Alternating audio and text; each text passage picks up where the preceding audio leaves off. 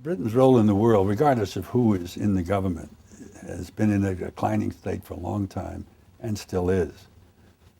My opinion, and that of a number of people sort of in the government, but it's my opinion, as long as they hold off becoming a part of Europe in a very sustained way across the whole border, currency and everything, they're going to continue to decline and will be more and more a small island nation with a big past.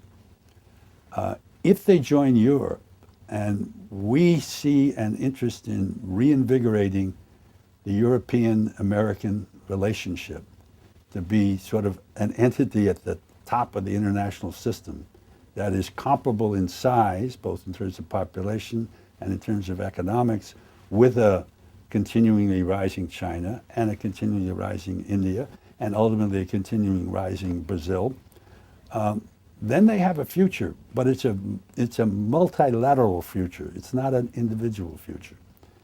If they don't do that, if they stick with the Tory government's idea that they should be hands-off about Europe except for some things here and there, I think they're a diminishing power in the world.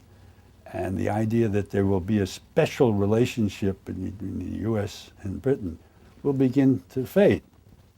The more likely special relationship, if there has to be one, between us and just a nation in Europe, is going to be between us and Germany.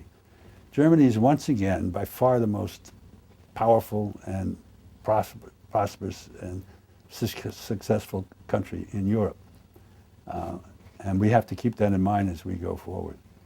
Now, as to does this coalition government represent something new in British politics? They've had them before, but not in a long time. I think it does represent something somewhat new.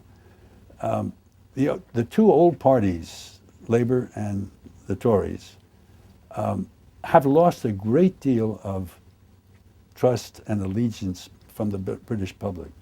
The British public is ready for more than a two-party system. They're ready for a more European system of a number of parties.